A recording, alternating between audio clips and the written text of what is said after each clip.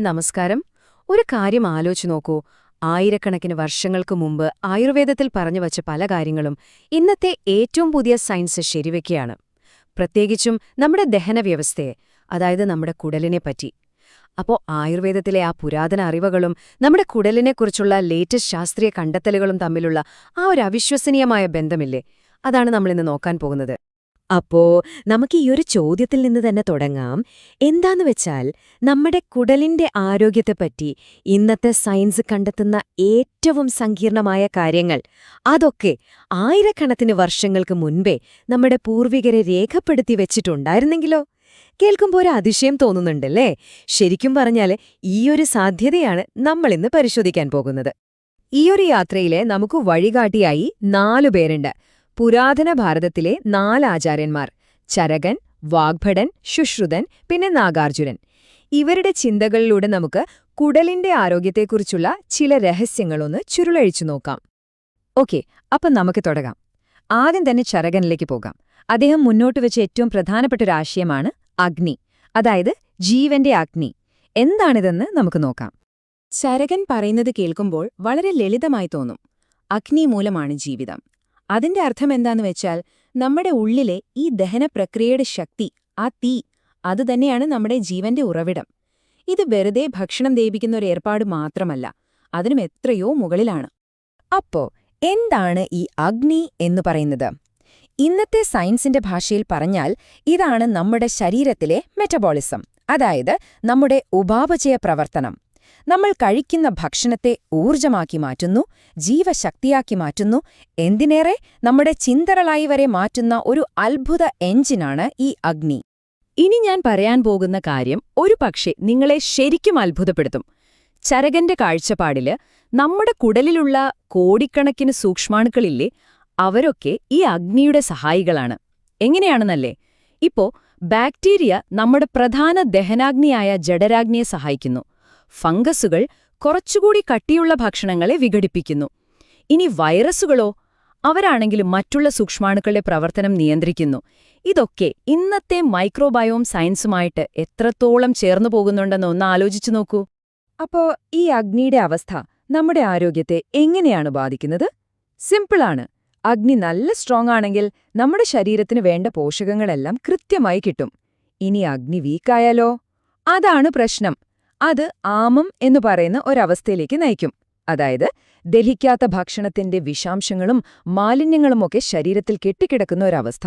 ഇന്ന് നമ്മൾ ഇതിനെ ഇൻഫ്ലമേഷൻ അല്ലെങ്കിൽ ടോക്സിൻ ബിൽഡപ്പ് എന്നൊക്കെ പറയും.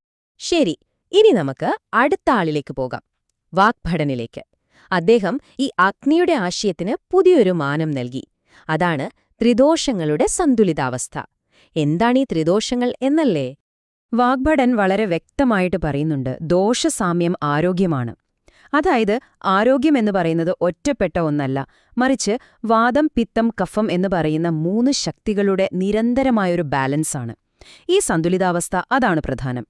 ഇവിടെയാണ് കാര്യങ്ങൾ കുറച്ചുകൂടി ഇൻട്രസ്റ്റിംഗ് ആകുന്നത്. ഓരോ ദോഷത്തെയും ഓരോ തരം സൂക്ഷ്മാണുക്കളുമായി എങ്ങനെയാണ് ബന്ധിപ്പിച്ചിരിക്കുന്നതെന്ന് നോക്കൂ. വാദത്തെ നിയന്ത്രിക്കുന്നത് വൈറസുകളാണ്. ഇത് നമ്മുടെ ചലനങ്ങളെയും നെർവ് സിഗ്നലുകളെയും ഒക്കെ ബാധിക്കുന്നു. ഇനി പിത്തം, അതിനെ ബാക്ടീരിയകളാണ് നിയന്ത്രിക്കുന്നത്. നമ്മുടെ ദഹനവും മെറ്റബോളിസവും ഒക്കെ ഇവരുടെ കയ്യിലാണ്.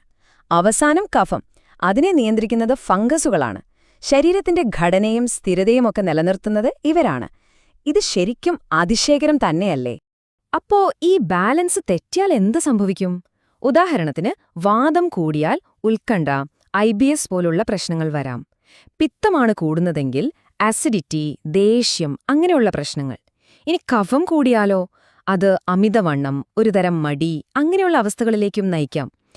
ആയിരക്കണക്കിന് വർഷങ്ങൾക്ക് മുൻപ് പറഞ്ഞുവെച്ച കാര്യങ്ങള് നമ്മുടെ ഇന്നത്തെ ആരോഗ്യ പ്രശ്നങ്ങളുമായിട്ട് എത്ര കൃത്യമായാണ് കണക്റ്റ് ആവുന്നതെന്ന് നോക്കൂ. ഓക്കെ, ഇനി നമ്മള് അവസാനത്തെ 2 ആചാര്യന്മാരിലേക്ക് എത്തുകയാണ്, ശുശ്രുതനും നാഗാർജുനനും.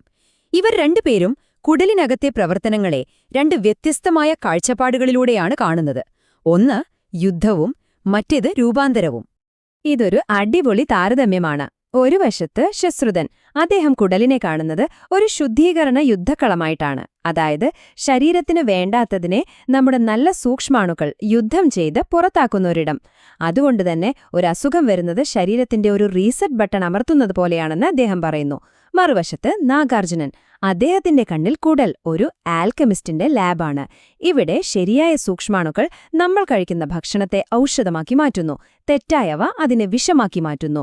ഒരേ സ്ഥലത്തിന് രണ്ട് കാഴ്ചപ്പാടുകൾ.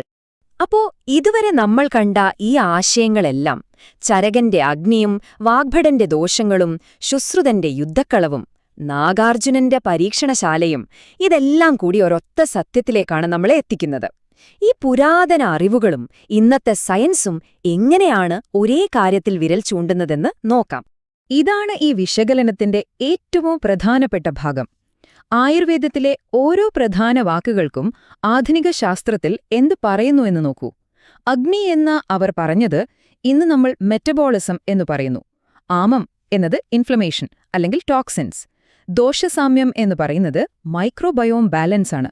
രസായനം എന്നാൽ റീജനറേഷൻ. ഓജസ് എന്ന് പറഞ്ഞാൽ നമ്മുടെ ഇമ്മ്യൂണിറ്റിയും ജീവശക്തിയും. ഒരേ കാര്യങ്ങൾ, രണ്ട് വ്യത്യസ്ത ഭാഷകൾ. അതിശയകരം തന്നെ. അപ്പോ ഇതിൽ നിന്നെല്ലാം നമുക്ക് എന്ത് മനസ്സിലാക്കാം? നമ്മുടെ കുടലെന്ന് പറയുന്നത് വെറുതെ ഭക്ഷണം ദഹിപ്പിക്കാനുള്ളൊരു അവയവം മാത്രമല്ല, അതൊരു ജീവനുള്ള ശാസ്ത്രമാണ്. ഓരോ നിമിഷവും മാറിക്കൊണ്ടിരിക്കുന്ന, നമ്മുടെ ഓരോ പ്രവൃത്തിയോടും പ്രതികരിക്കുന്ന ഒരു വലിയ ലോകം തന്നെ നമ്മുടെ ഉള്ളിലുണ്ട്.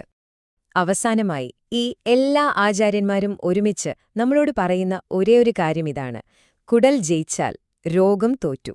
അതെ, നമ്മുടെയെല്ലാം ആരോഗ്യത്തിന്റെ താക്കോൽ മറ്റെവിടെയുമല്ല, നമ്മുടെ ഉള്ളിൽ തന്നെയാണ്. ഈ ഒരു ചിന്തയോടെ ഇന്നത്തെ ഈ ഒരു വിശകലനം ഇവിടെ നിർത്തുന്നു. നന്ദി.